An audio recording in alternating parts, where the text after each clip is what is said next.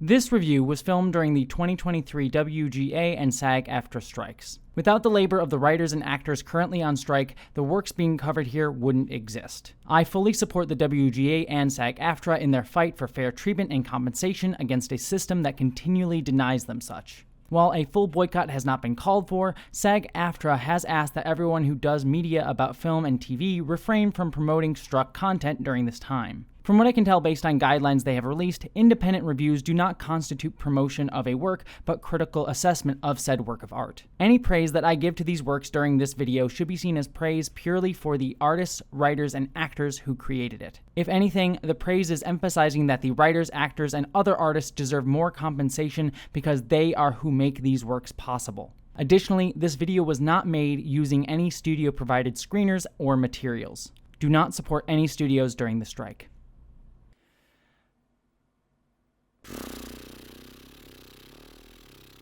Hello interwebs and welcome to my review of the 5th and penultimate episode of Marvel's Secret Invasion, this episode titled Harvest. And I'm going to be frank with you, now that we are at, the end, the episode that is supposed to build up to the big grand epic finale, the final, momentous climax of this show, the biggest thing that I can say is, I really don't care.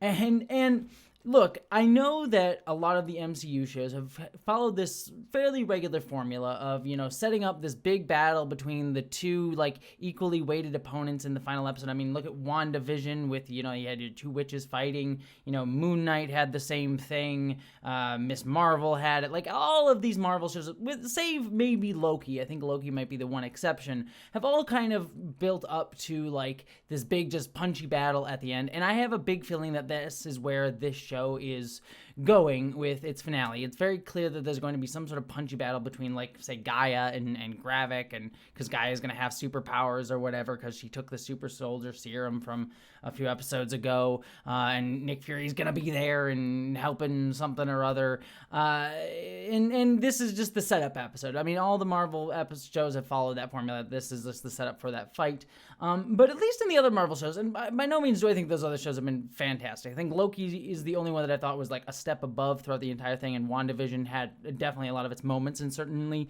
some of its earlier episodes, but at least with all those other shows I was somewhat kind of into it. This show, I feel nothing. There all the stuff going on in this episode. We have Gravik dealing with his sort of group of Skrulls that are starting to betray him and starting to see him as a monster. And I just sit there being none of these characters that are turning on Gravik, and even Gravik himself, have I really had any chance to have any sort of emotional investment in. And so and they're just random people there, and I don't care. And they're all willing to start World War III. We saw that just a few episodes ago. So him killing Talos, feels like a weird thing for them to feel betrayed by Gravik for and to turn against him.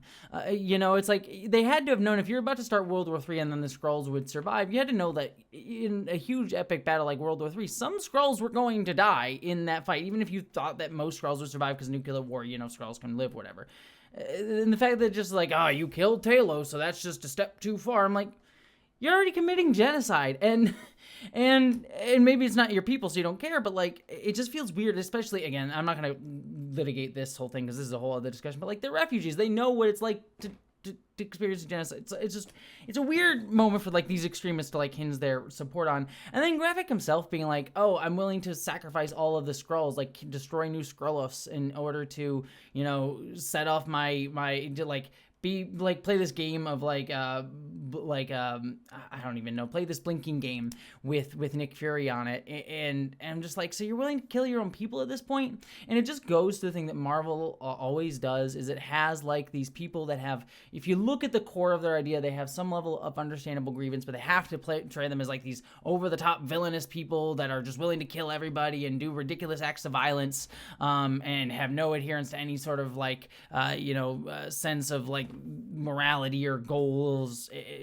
I really have just I'm frankly just sitting there being I don't care about any of it.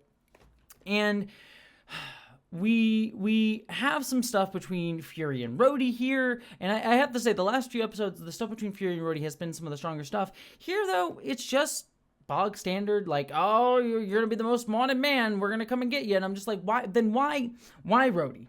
If you know he's going to be the most wanted man in just a minute or two, why do you let him go?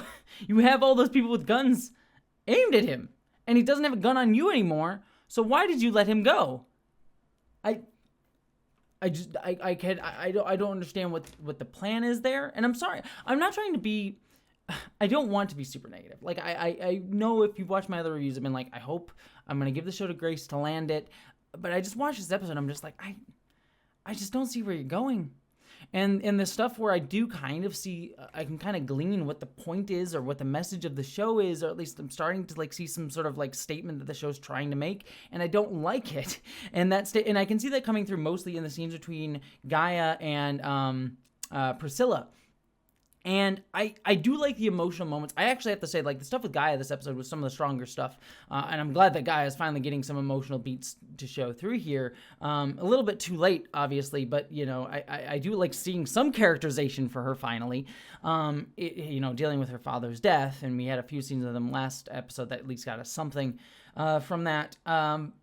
So I liked those bits, and I liked her connecting with Priscilla and, like, her not knowing the prayer and speaking about, like, how, you know, second-generation immigrants, you know, I believe Priscilla was, you know, at least grew up mostly on Earth, wouldn't know, like, all of her culture. Like, that stuff is interesting to me.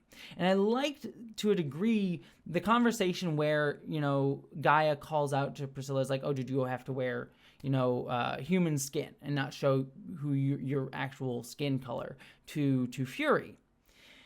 And sort of she, like, has this, like, moments like, yeah, you don't know what it's like to, you know, form a family with somebody. And, you know, that would be an interesting conversation to me in a show where I didn't have much more concerns about where that's ultimately headed. Because, again, maybe this will be, they will have a better statement than I'm hoping for in the final episode. So I'm just trying to, like, look at the tea leaves of what the show's been doing so far. So, you know, if the show ends on a different note than this, I will take it back. But I listened to that scene, and I just ultimately wonder if the show's sort of being like, yeah, it's okay to, you know, subsume part of your culture and identity in order to assimilate into the grander culture.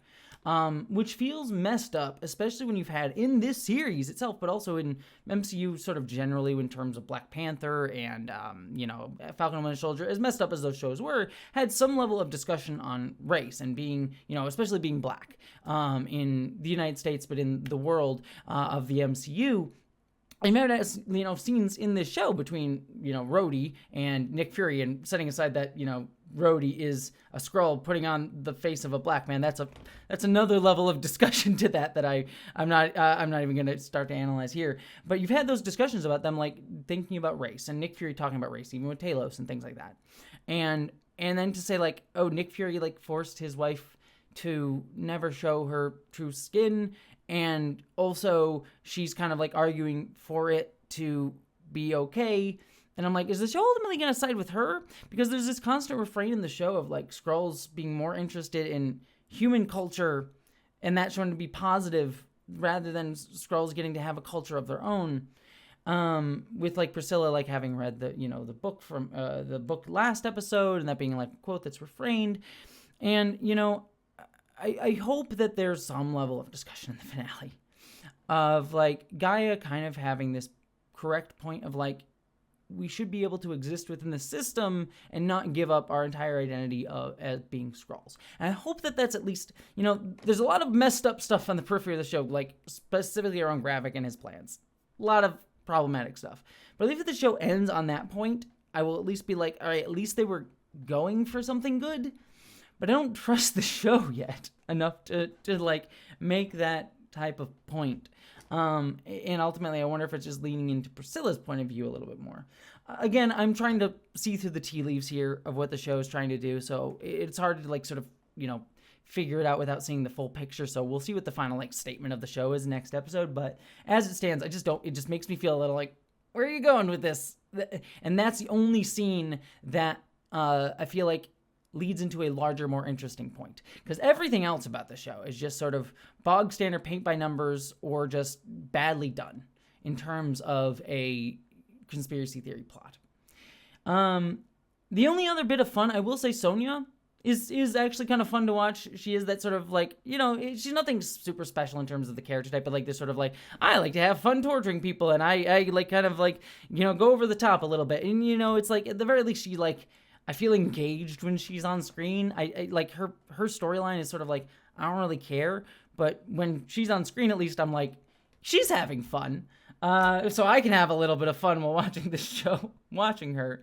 I don't care about her scenes or her plot or how it ties in the larger narrative all that much, but at least I'm enjoying her performance. Yeah, I mean, we'll see what happens next episode, but I don't really expect much more from next episode other than a big punchy fight, that Marvel has sort of ended upon with most of its shows. And at the very least, a lukewarm overall, final, thematic ending to the series. Hopefully not a problematic one, but at the very least, a lukewarm one. We'll see. So yeah, that's my thoughts, such as they are, on this penultimate episode of Secret Invasion. Like I said, I've been trying to give the show the benefit of the doubt. I've been trying to be positive on it, or at least give it the chance to let me like it. I want to like it. I'm trying, but I have to be honest about my opinions on it. And this show is just, frankly, if I had to rank it, I'd have to look at a list, but it's at the bottom or near the bottom of Marvel shows, and frankly, Marvel stories generally. Not the least of which is for its problematic stuff. So, Secret Invasion, what did you think about it? I'd love to hear your thoughts. Are you liking it? Because if you are, I really hope you are, and I want to hear that. I really do. I want to hear the positive stuff. But for me, frankly, this series has not been a lot of fun. Anyways, sending you all love. I hope you're taking care of yourselves, and as always, live long and prosper.